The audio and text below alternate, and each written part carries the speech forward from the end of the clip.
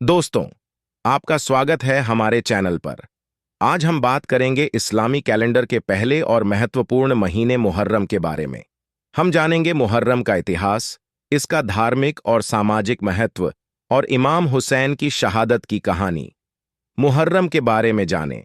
अगर आप हमारे चैनल पर नए हैं, तो कृपया हमारे चैनल को सब्सक्राइब करें और बेल आइकन दबाएं, ताकि आप हमारे आने वाले सभी वीडियोज़ की नोटिफिकेशन पा सकें। तो चलिए शुरू करते हैं आज का वीडियो। इस्लामी कैलेंडर का पहला महीना मुहर्रम है, जिसे मुहर्रम उल हराम के नाम से भी जानते हैं। यह इस्लाम के 4 पवित्र महीनों में से एक है। मुहर्रम पैगंबर मोहम्मद के नवासे हजरत इमाम हुसैन की मृत्यु के शोक का महीना है।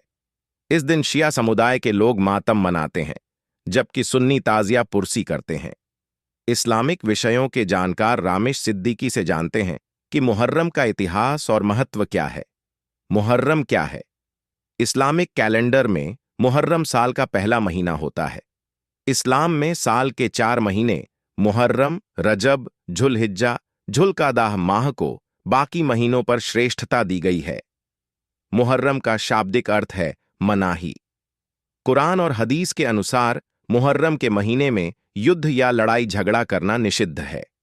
इस पवित्र महीने के समय मुसलमानों को अधिक से अधिक इबादत करने के लिए प्रोत्साहित किया जाता है। इस महीने की शुद्धता के कारण अनेकों लोग विश्व भर में इस महीने में रोजा यानी उपवास रखते हैं। इस्लामिक इतिहास के अनुसार मुहर्रम के महीने में कई बद्धी घटनाएं हुई हैं, लेकिन उन सब में सबसे बड़ी और दुखद घटना थी हजरत मोहम्मद साहब के नवासे हजरत इमाम हुसैन इब्न अली और उनके परिवार का करबला के मैदान में निर्ममता से हुआ संहार। मोहम्मद साहब के बाद कौन बनेगा खलीफा? हजरत मोहम्मद साहब का निधन अरब के शहर मदीना में 7वीं शताब्दी में 632 ईस्वियों में हुआ था। उनका निधन 63 वर्ष की आयु में हुआ था। निधन के बाद अरब समाज में शोक और असमंजस की स्थिति पैदा हो गई। शोक उनके चले जाने का और असमंजस स्थिति इसलिए क्योंकि वहां एक बद्दा सवाल यह खद्दा हो गया था कि समाज का नेतृत्व अब कौन करेगा। उस समय मदीना शहर में उपस्थित सभी बद्दे बुजुर्गों ने हजरत अब्बू बकर का चयन किया था, जो हजरत मोहम्मद साहब के सबसे करीबी साथियों में से थे। अब्बू बकर की मृत्यु के बाद हजरत उमर इब्न खत्ताब को चुना गया। फिर उनकी मृत्यु के बाद हजरत उस्मान इब्न अफ़्फ़ान और उनके बाद हजरत मोहम्मद साहब के दामाद हजरत अली इब्न अब्बू तालिब को चुना गया।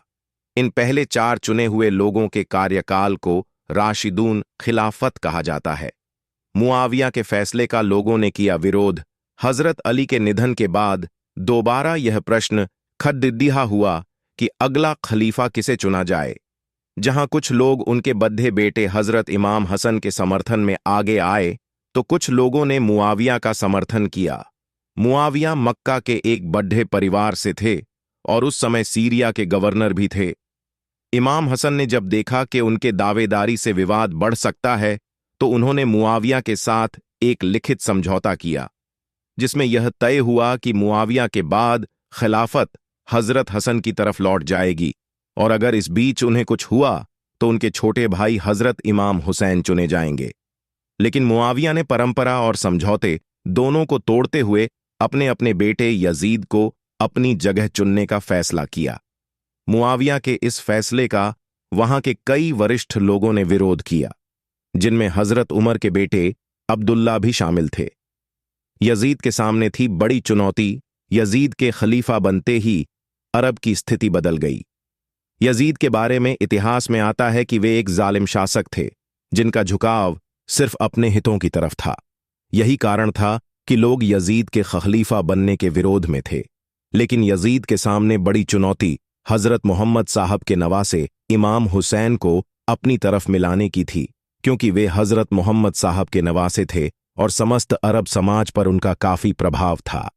यजीद ने उठाया सख्त कदम। यजीद ने कई बार अपने दूत के द्वारा इमाम हुसैन के पास पत्र भेजे कि वे यजीद की खिलाफत को मंजूरी दे दें, लेकिन वे इमाम हुसैन को अपनी तरफ लाने में सफल नहीं हो पाए। जहां एक तरफ यजीद अपने लोग भेज रहे थे, वहीं दूसरी तरफ इमाम हुसैन के पास हजारों की तादाद में इराक में स्थित कूफा शहर के लोगों की तरफ से कूफा आने का न्योता भेजा जा रहा था। आखिरकार इमाम हुसैन ने कूफा के लोगों के आमंत्रण पर परिवार सहित वहां जाने का फैसला किया। लेकिन यजीद को इमाम हुसैन का चुपचाप चले जाना भी मंजूर नहीं था। यजीद और उनके साथियों को डर था कि जिस तरह कूफा के लोग इमाम हुसैन को आमंत्रित कर रहे हैं, अगर ऐसा ही हर शहर में होने लगा तो वे ज्यादा दिन खलीफा बनकर नहीं रह पाएंगे। इसलिए यजीद ने सख्त कदम उठाने का निर्णय लिया ताकि कोई इमाम हुसैन का साथ देने की हिम्मत ना करे। दूत की हत्या के बाद बना डर का माहौल कूफा पहुंचने से पहले इमाम हुसैन ने अपना एक दूत वहां भेजा ताकि वहां के हालत का जायजा ले सकें। लेकिन दूत को यजीद की फौज ने पकड़ DDH लिया और उनकी निर्ममता से हत्या कर दी। इसकी सूचना इमाम हुसैन को नहीं मिल पाई और वे कूफा की तरफ निकल पड़े।